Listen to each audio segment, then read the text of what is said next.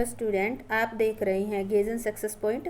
और आज हम स्टार्ट कर रहे हैं 11th क्लास की अकाउंटेंसी। उसका हम चैप्टर नंबर 2 ले रहे हैं सबसे पहले। और उसमें कुछ बेसिक टर्म है जो बच्चे अकाउंट लेते हैं, उनके लिए ये बेसिक टर्म्स अच्छे ढंग से समझ आनी उनको ज़रूरी है। तो इसमें कई सारी बेसिक टर्म है, कम से कम 25-30 के आसपास बेसिक टर्म है। इनको हमें बहुत अच्छे ढंग से करना है। कोई भी सब्जेक्ट अगर हम लेते हैं तो उसकी जो बेसिक टर्म अगर आ जाती है तो वो चैप्टर या हम कहते हैं कि वो सब्जेक्ट ही पढ़ना आसान हो जाता है। तो इसी उद्देश्य से आज हम बेसिक टर्म करेंगे। तो ये कुछ एक बेसिक टर्म जो दे रखी है इसके लर्निंग पॉइंट के अंदर, इनको हम डिटेल में करेंगे आज। सारी तो एक दिन में नहीं हो सकती, पर इसकी 4-5 लेक्चर में हम इसको अच्छे ढंग से कर लेंगे। तो सबसे पहले ये टोटल 25 है इसमें। तो आज सबसे पहले इसको अकाउंटिंग टर्मिनोलॉजी भी कह सकते हैं। देखो यहाँ दे रखा है, ये जो शब्द होती है ये अपनी अकाउंट को लेखांकन कहते हैं। इसके अंदर ये बेस होती है और इन शब्दों को हम अकाउंटिंग टर्मिनोलॉजी भी कहते हैं। लेखांकन की शब्दावली जिसके बेस पर अकाउंट हम लिखेंगे। तो अकाउंट में सबसे पहले ये बता दूं कि जितना भी पैसे से रिलेटेड जो मामला होता है, किसी को कितना दिया है, किससे कितना लिया है, कितनी व्यवसाय में पूंजी लगाई है, पैसे से कितनी क्या चीज़ें खरीदी है, तो वो सारा पैसे से रिलेटेड कितनी चीज़ें हैं, उन सब का हिसाब किताब अकाउंट के अंदर रखा जाता है। और जहाँ जिस रजिस्टर में, जिस पेज पे, जिस फॉर्मेट बनाकर हम उसका हिसाब किताब रखते हैं उसको अकाउंट कहते हैं। और ये जो पूरा प्रोसेस है ये हमारा अकाउंटेंसी है। तो आज हम इसकी टर्म के बारे में ही पढ़ेंगे सबसे पहले। तो हमारी पहले टर्म और इम्पोर्टेंट टर्म जो है वो है बिजनेस ट्रांजैक्शन, यानी कि व्यावसायिक लेन देन। मैं इस पेज को बहुत धीरे धीरे स्क्रॉल करूँगी क्योंकि आपको इस पेज को देखकर इस वीडियो के थ्रू ही आपको नोट्स बनाने हैं इसमें से। तो बिजनेस ट्रांजैक्शन क्या होते हैं, इसमें एक वर्ड आया लेन देन। तो इससे आपको पता चल गया होगा लेन देन क्या है। ये किससे रिलेटेड है? व्यवसाय से रिलेटेड है। तो अभी आ जाता है कि व्यावसायिक लेन देन क्या है। तो हम ये लेते हैं कि व्यवसायिक लेन देन एक ऐसी आर्थिक क्रिया, यहाँ आर्थिक क्रिया है यानी कि ऐसी क्रिया होनी चाहिए जो धन कमाने से संबंधित हो।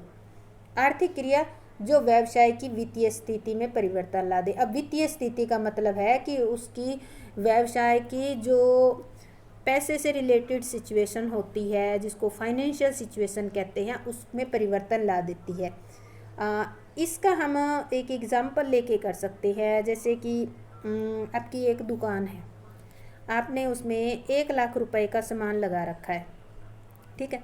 अगर आप इसमें 50,000 रुपये और डाल दोगे तो पहले आपकी दुकान की फाइनेंशियल सिचुएशन क्या थी, उसका जो हिसाब किताब जो सामान था वो 1 लाख का था। अगर आपने इसमें 50,000 और डाल दिए तो अब कितना हो जाएगा आपका? 50,000 और डालने से 1,50,000। तो अब फाइनेंशियल वित्तीय स्थिति की बात करें तो जब ये लेन देन नहीं हुआ था, ये 50,000 हमने नहीं डाले थे, ये एक लेन देन है 50,000 रुपये व्यवसाय में डालना, तो इसी को ही लेन देन कहते हैं। तो ये लेन देन हमने नहीं किया था, तब तक आपके व्यवसाय की वित्तीय स्थिति थी या पोजीशन थी जिसमें 1 लाख रुपए का सारा माल था, पैसा जो भी माल है, संपत्तियां हैं, वो सारी 1 लाख रुपए की थी। एक लेन देन हुआ कि आपकी वित्तीय स्थिति चेंज होकर क्या होगी? 1,50,000 रुपये। तो कोई भी व्यावसायिक लेन देन हो जाता है, जब भी कोई व्यावसायिक लेन देन होता है तो उसके फलस्वरूप कुछ संपत्तियां, कुछ दायित्व और पूंजी परिवर्तित हो जाती है।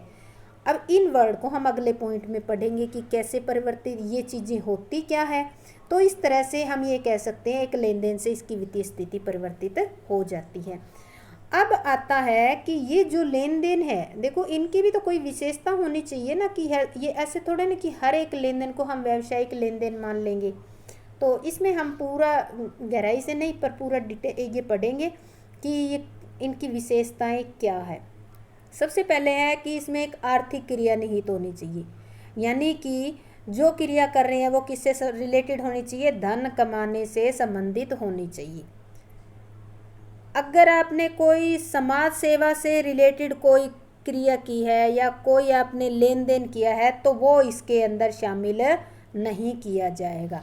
इसमें कौन कौन से लेन देन शामिल हो सकते हैं? माल खरीदना, बेचना, चाहे वो बेचो उधार में ही कर्मचारियों को वेतन देना, आपने बैंक से कोई उधार लिया है तो उसका ब्याज चुकाया जाता है, तो ये सारे के सारे कौन से आते हैं? व्यावसायिक लेन देन।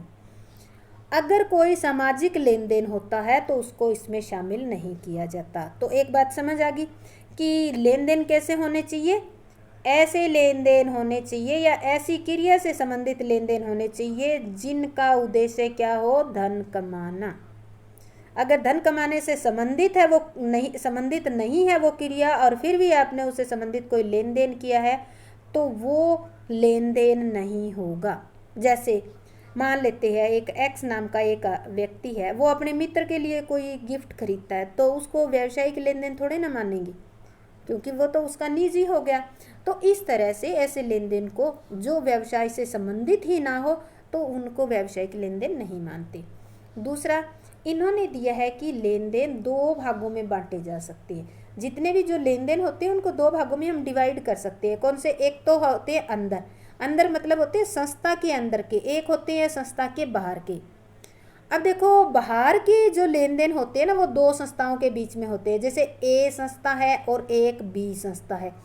इनके बीच में आपस में जो भी व्यावसायिक लेन देन होंगे वो बाहरी लेन देन होंगे। अब आता है कि अंदर का, ये संस्था ए है, ये अपने अंदर जो लेन देन करेगी, इसने अपने कर्मचारी जो एम्प्लॉई है उनको इन्होंने सैलरी दी है या कोई और सुविधा दी है, या फिर इनकी जो भी संपत्तियां हैं उनकी मूल्य कम हो गया गिरावट की वजह से, या इनके अंदर भी कोई जो है इनके एम्प्लॉय के साथ या इनके बिजनेस से संबंधित ही कोई ऐसी एक्टिविटी हुई है या कोई लेन देन हुआ है तो उसको हम आंतरिक लेन देन कहते हैं। जब बाहर के साथ हो तो बाहरी लेन देन, जब अपने फर्म के अंदर ही हो तो उसको आंतरिक लेन देन कहते हैं। सीधा सा एक एग्जांपल हम ले सकते हैं, जैसे कि आंतरिक लेन देन के अंदर हम इंक्लूड कर सकते हैं, इकाई के अंदर होते हैं जैसे कि संपत्तियों पर हरास लगाना। अब संपत्तियां क्या होती है? संपत्तियां होती है जैसे एक फर्म ए फर्म है, ए फर्म के अंदर ए मशीन लगी हुई है, एक मशीन है, वो मशीन जैसे जैसे चलती जाएगी वो 10 साल में क्या हो जाएगी? घिसावट हो जाएगी। घिसावट होने से उसकी वैल्यू कम हो जाएगी तो उसको हम कहेंगे, जो घिसावट होती है उसी को ह्रास कहा जाता है। तो उस वो जो मशीन थी वो व्यवसाय के अंदर ही थी और व्यवसाय के अंदर ही यूज होने के कारण उसका मूल्य कम हो गया है, तो वो आंतरिक लेन देन ही होगा। इसी तरह एक व्यवसाय अपने कर्मचारियों को कोई सैलरी देते हैं या इस तरह का कोई और लेन देन करती है अपने ही कर्मचारियों के साथ, तो उसको हम आंतरिक लेन देन कहते हैं। इसके बाद आता है कि इससे व्यवसाय की स्थिति में परिवर्तन हो जाता है। अभी आपको ऊपर एग्जाम्पल में बताया था कि आपकी दुकान में 1 लाख रुपए थे और 50,000 और डाल दिए तो स्थिति आपकी बदल गई। उस 50,000 से आप कोई मशीन भी खरीद सकते हो, किसी का उधार भी उतार सकते हो और पूंजी तो आपकी 1 लाख से बढ़कर कितनी होगी? 1.5 लाख हो गई। तो इससे एक ही लेन देन आपकी स्थिति को परिवर्तित कर देगा। इसके बाद है ऐसा जो परिवर्तन है, जो ऊपर परिवर्तन बताया ना हमने, ये परिवर्तन किस में होना चाहिए? ऐसा होना चाहिए जिसको हम मुद्रा में व्यक्त कर सके। मुद्रा मतलब मनी में इसको व्यक्त कर सके। अगर आप इसको मुद्रा में व्यक्त नहीं कर सकते हो तो वो लेन देन नहीं होगा। अब मान लेते हैं मुद्रा में व्यक्त करने वाला लेन देन, आग लग गई आपके गोदाम में और माल जल गया। माल जलने के दौरान कितना माल जला ये काउंट कर सकते हैं। जैसे आपने कहा कि हमारा गोदाम में आग लगी और 10,000 रुपये का नुकसान हो गया, तो आपने काउंट करके बता दिया कि हाँ 10,000 रुपये का नुकसान हो गया। अब हम करते हैं कि हमारी फर्म के अंदर एक बहुत ही अच्छा मैनेजर था, योग्य प्रबंध था, वो चला गया, रिटायरमेंट होगी।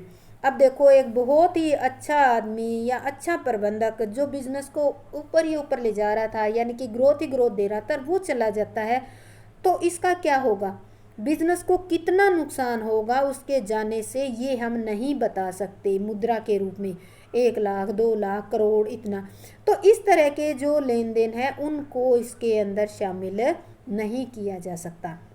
यानी कि कहने का मतलब है कि जिन लेन देनों को हम मुद्रा रुपए पैसे में कन्वर्ट कर सकते हैं, बदल सकते हैं, उन्हीं को ही शामिल करना है। जिनको कन्वर्ट नहीं कर सकते हैं मुद्रा में या रुपए पैसे में, तो उसको शामिल नहीं किया जाता। तो ये थी हमारी इसकी जो लेन देन है इसकी कुछ विशेषताएं थी। तो ये हमारा पहला टॉपिक है। दूसरा आता है खाता। ये देखो अकाउंट के अंदर ये बहुत ही इम्पोर्टेंट पॉइंट है। खाता क्या होता है?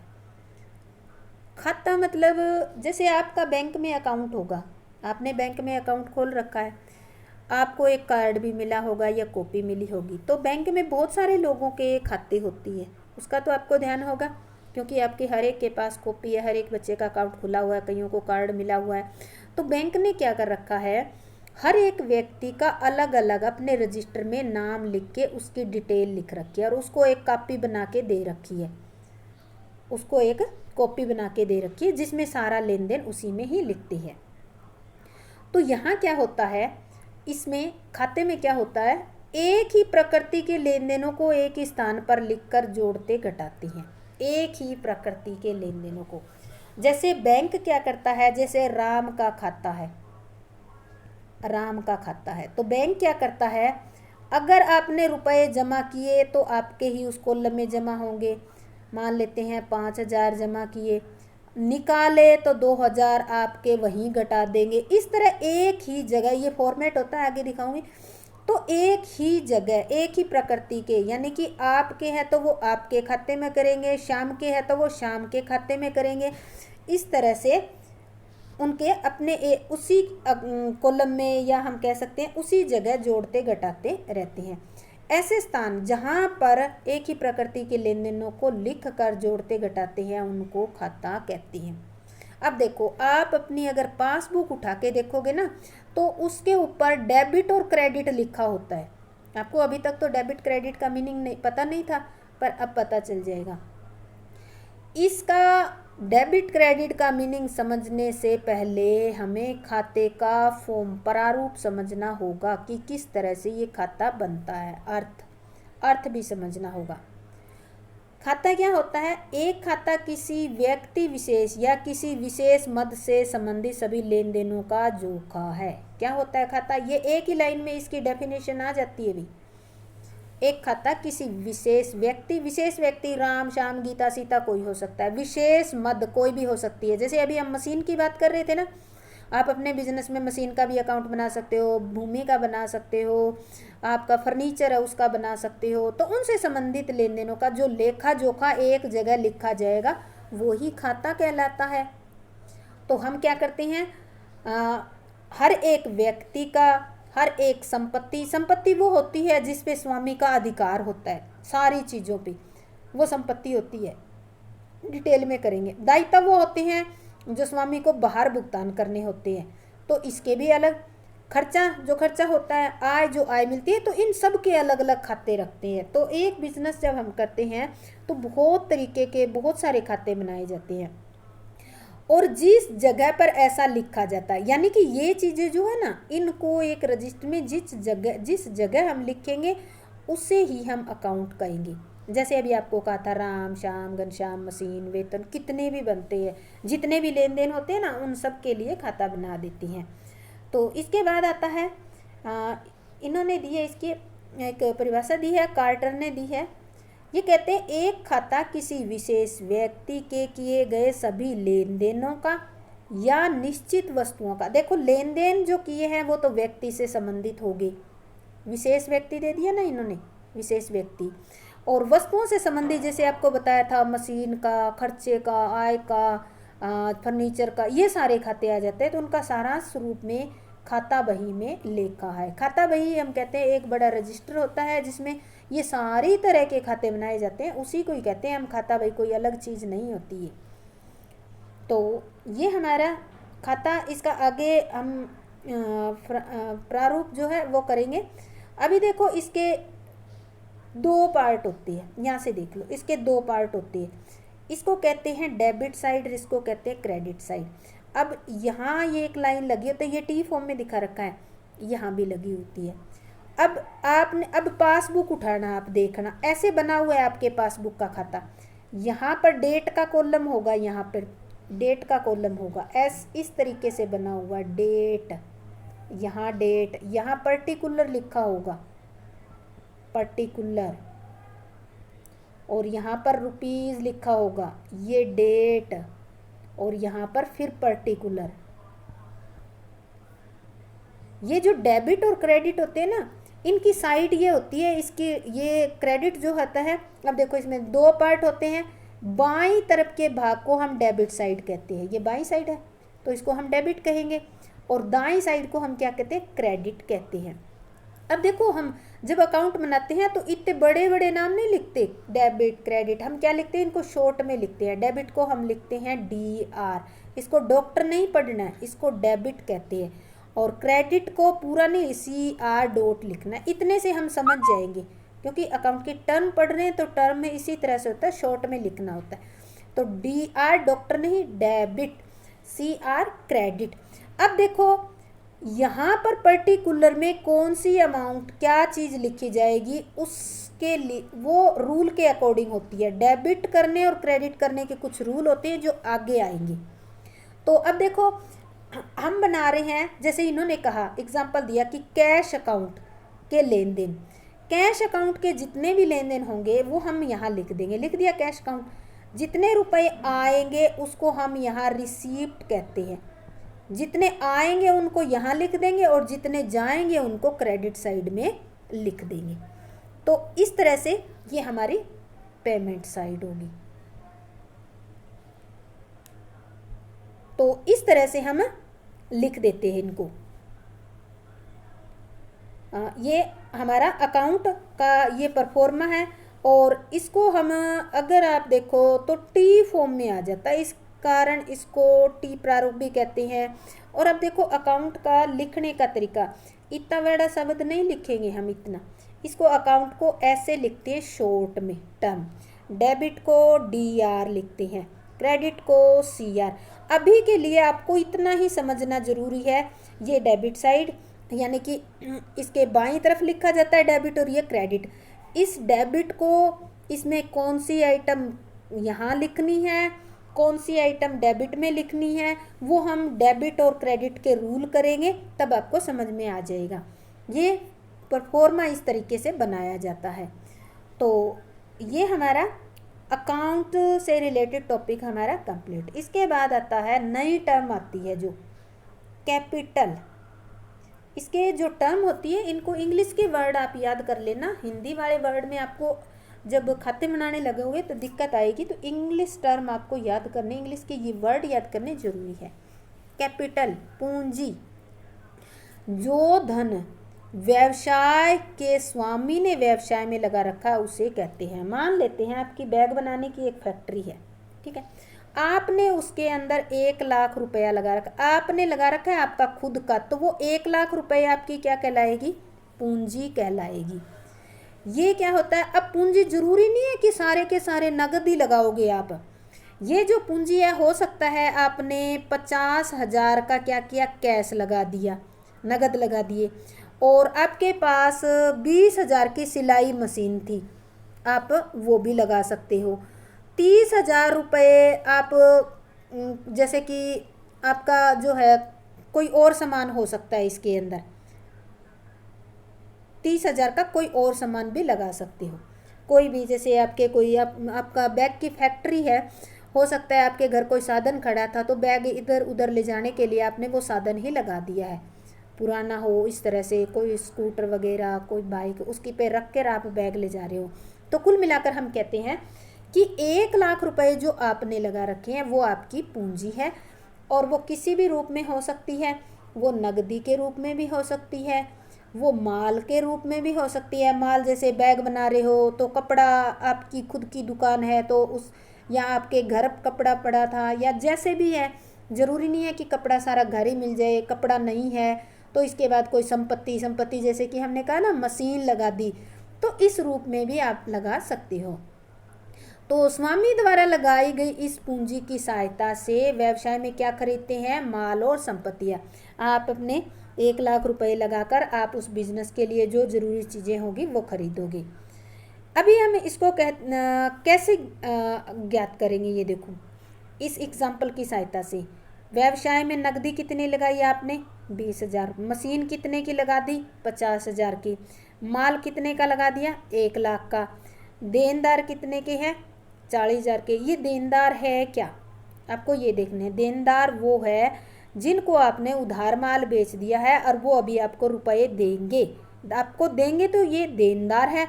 और लेनदार वो है जिनसे आपने कच्चा माल खरीदा था या कपड़ा खरीदा था बैग बनाने के लिए और अभी तक आपने उनको रुपए लौटाए नहीं है, अभी तक दिए नहीं है, तो वो आपसे रुपए लेंगे, तो वो आपके लेनदार होंगे।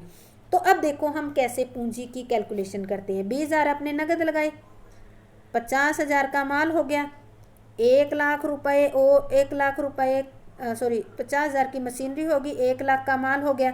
अच्छा, 40,000 रुपये आपको लेने हैं, किसी व्यक्ति को माल बेच रखा है, और 30,000 रुपये आपको देने हैं। तो टोटल अगर इनको करते, इन सबको जोड़ कर रखा है इन्होंने 40 तक, और इस 30,000 को घटा दिए, क्योंकि ये रुपए तो स्वामी ने खुद के लगा रखे हैं। ये 40,000 है, ये खुद के ही हैं, क्योंकि माल बेच रखा है तो स्वामी को ही मिलने हैं, और ये 30,000 रुपये स्वामी को बाहर देने हैं, तो इसलिए हमने घटा दिए। तो टोटल कैपिटल कितनी होगी अब इसकी? 1,80,000 रुपये होगी है। तो इस तरह से हम कैपिटल को कैलकुलेट कर लेंगे। अब देखो, आपको ध्यान रखना होगा, एक यहाँ दे रखी है, एक इक्वेशन दे रखी है। अभी हमने जो सवाल किया ना, इसी के बेस पे कैपिटल दी हुई है, कैपिटल होगी इक्वल टू एसेट्स। एसेट जो होती है, जो चीज़ें व्यवसाय में लगा रखी है, उसमें से कितनी घटा दी? लायबिलिटी। अब देखो आपने यहाँ क्या किया, सारी चीज़ों को जोड़कर इसको घटाया है, तो ये सारी जो चीज़ें थी वो तो थी आपकी एसेट्स, ठीक है, और ये 30,000 रुपये आपके क्या थे? लायबिलिटी, यानी कि बाहर दूसरों को देने थे, इसलिए वो लायबिलिटी। तो इसमें एसेट्स में से आपने लायबिलिटी को घटाया, तो आपकी कैपिटल कितनी आ गई? 1,80,000 रुपये आ गई है। इसके बाद आता है हमारा ड्राइंग करेंगे हम। ड्राइंग क्या होती है? विड्रॉल। जैसे आप बैंक से अपने खाते में से पैसे निकालते हो ना, अगर खाते में से पैसे निकालते हो तो आपके खाते में पैसे कम हो जाती है, तो सेम उसी तरह से क्या होता है, जो व्यवसाय का मालिक होता है उसको अगर अपने घर में प्रयोग करने के लिए पैसे की, या जो चीज़ वो बिजनेस कर रहा है उसमें से माल निकाल लेता है, तो व्यवसाय में उसके पैसे कम हो जाते हैं, और वो जितने रुपए निकालता है उतने रुपए को ही ड्राइंग कहा जाता है।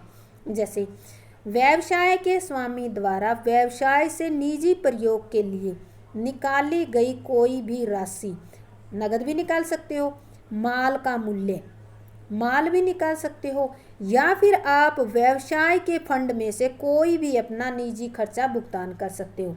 आप कोई एग्जांपल लेते हैं, मान लेते हैं आपकी कोई एक शॉप ही लगा लो, कपड़े की शॉप है, ठीक है, कपड़े की शॉप है, आपने क्या किए, जो कपड़े का बिजनेस है, तो आपने उसमें से 20,000 रुपये निकाल लिए, ठीक है, ये कैश। अब आपका 20,000 रुपये निकालने से क्या होगा, आपकी कैपिटल है इसके अंदर, मान लेते हैं दुकान के अंदर लगी हुई है 1,00,000 रुपये, आपने क्या किया, 20,000 निकाल लिए, 20,000 क्या निकाला? कैश निकाला, ठीक है, कम हो गए, कैपिटल कितनी बच गई अब? 80,000 रुपये। अब आपने क्या किया, आपने 2,000 रुपये का कपड़ा निकाल लिया, कपड़ा, गुड्स, जिसको गुड्स कहते हैं, कपड़े माल को गुड्स कहा जाता है। आपने कपड़ा निकाल लिया, कपड़ा आपने मान लेते हैं 10,000 का निकाल लिया, चलो 10,000 का कपड़ा निकाल लिया, गुड्स होगी, गुड्स निकाल लिया आपने 10,000 की, तो बाकी कितने रुपए बच गए? 70,000 रुपये।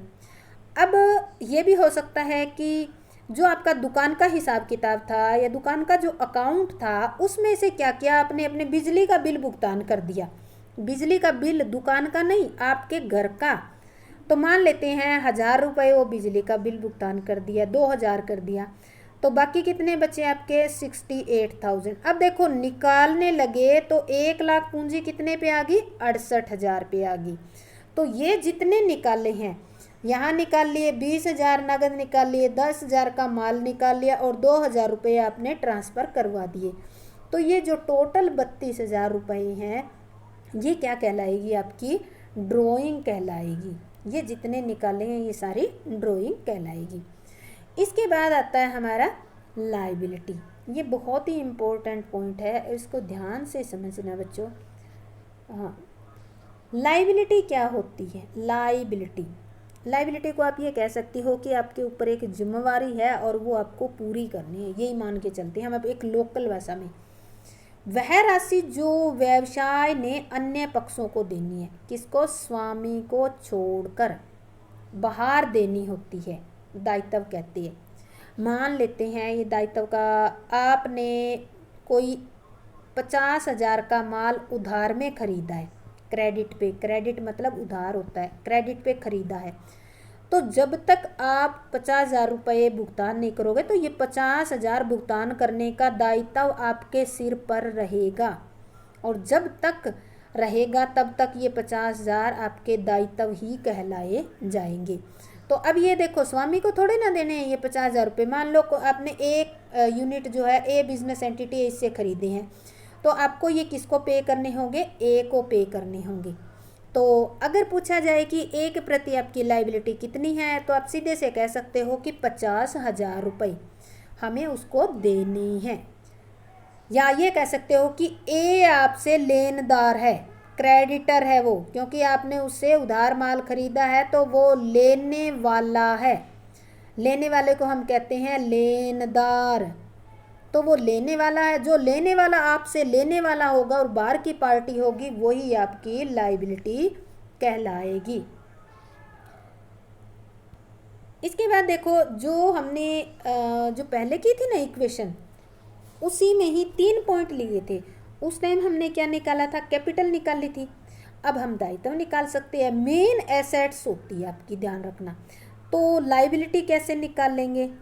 लायबिलिटी शॉर्ट में लिखूंगी मैं, liability is equal to assets minus में कैपिटल।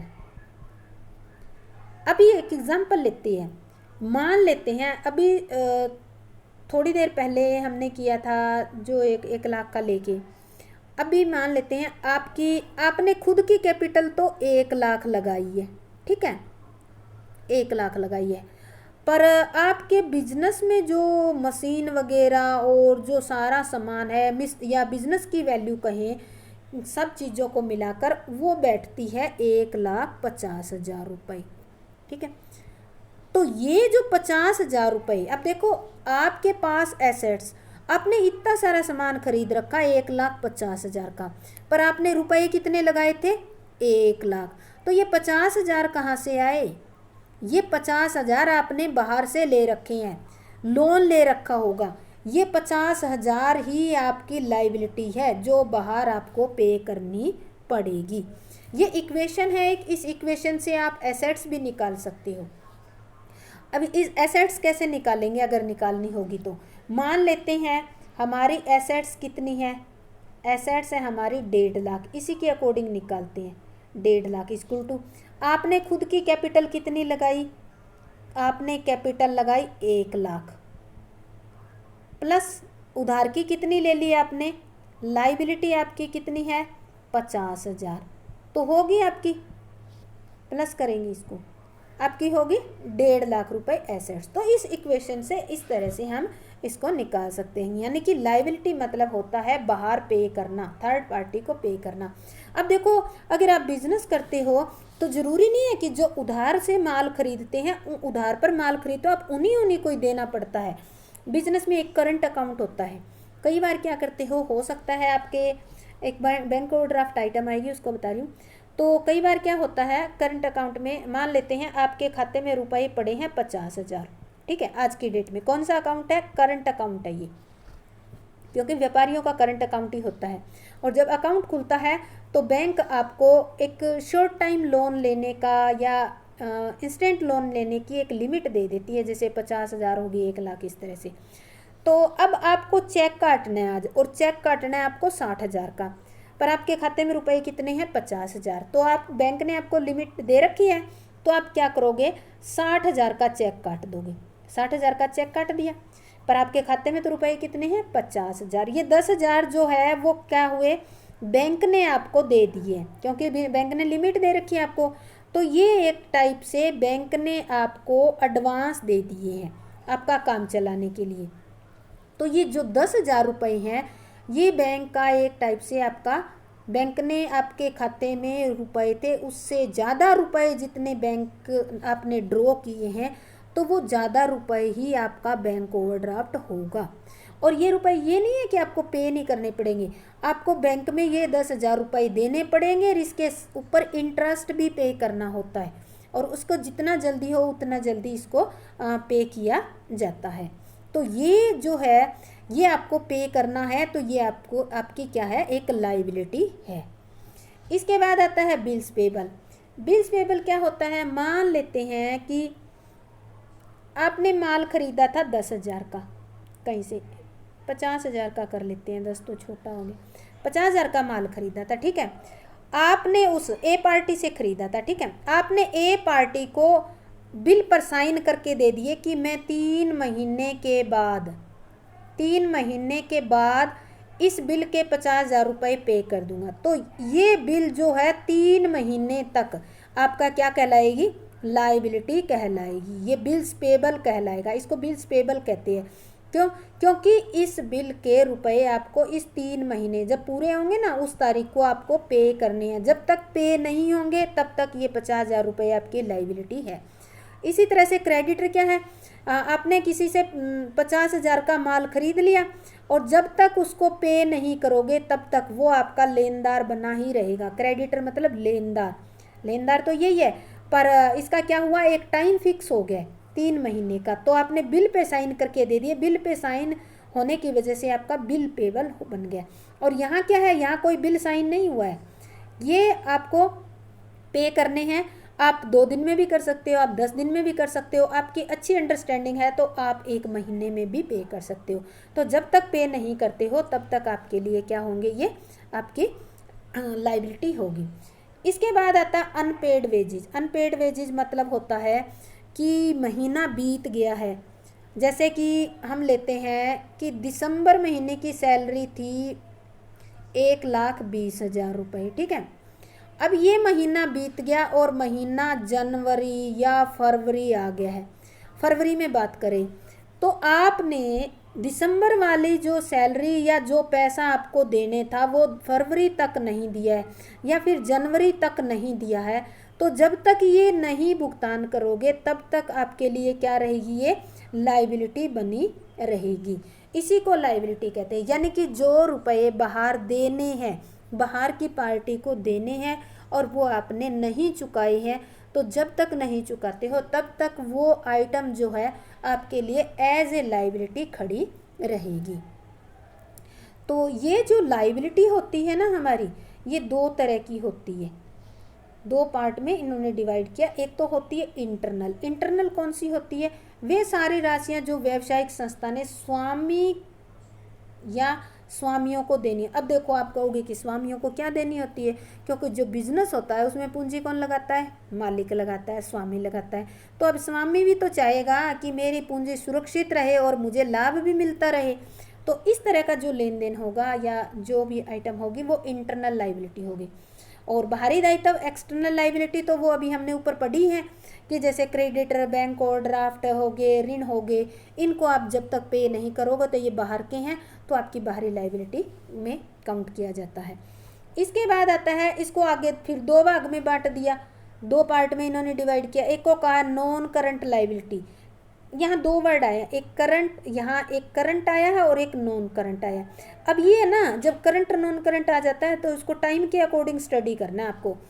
ऐसे दायित्व या ऐसी लाइबिलिटी जिनका भुगतान एक लंबी अवधि मतलब 1 वर्ष से ज़्यादा समय के बाद, यानी कि 1 वर्ष के बाद, जैसे आपने लोन लिया 3 साल के लिए, 5 के लिए, 10 के लिए, 15 के लिए लोन लिया, तो वो लंबी अवधि का लोन हो गया। तो लंबी अवधि के बाद आप जो भी भुगतान करते हैं वो आपकी नॉन करंट लाइबिलिटी होती है। अभी डिबेंचर आपको नहीं समझाऊंगी क्योंकि डिबेंचर आपको समझ नहीं आएंगे, वो आगे जाके हम कर लेंगे। ये भी एक टाइप की लाइबिलिटी होती है, बस इतना समझ लो। इसके बाद आती है करंट लाइबिलिटी। करंट लाइबिलिटी वो होती है जिनका भुगतान निकट भविष्य वर्ड आ जाता है तो मतलब 1 साल के अंदर अंदर आपको भुगतान करना है। और जो 1 साल के अंदर अंदर भुगतान किया जाता है उनको करंट लाइबिलिटी या चालू दायित्व कहते हैं। जैसे अभी आपको पढ़ाया था, बैंक ओवरड्राफ्ट पढ़ाया था, बिल्स पेबल क्रेडिटर हो गया, आउटस्टैंडिंग एक्सपेंसिव अनपेड वेजेस करवाया था ऊपर, वही आउटस्टैंडिंग वेजेज है ये, आउटस्टैंडिंग यानी कि अभी खड़ा है। या शॉर्ट टर्म लोन, आपने कोई 2 महीने, 4 महीने, 6 महीने या 1 साल के लिए लोन ले रखा है, तो वो अल्पकालीन लोन है, वो भी आपका करंट लायबिलिटी में इंक्लूड किया जाता है। तो आज हमने ये कुछ बेसिक सी टर्म की हैं। अगर आपको ये अच्छा लगा है तो प्लीज़ लाइक, शेयर और सब्सक्राइब ज़रूर करें। जय हिंद, जय भारत।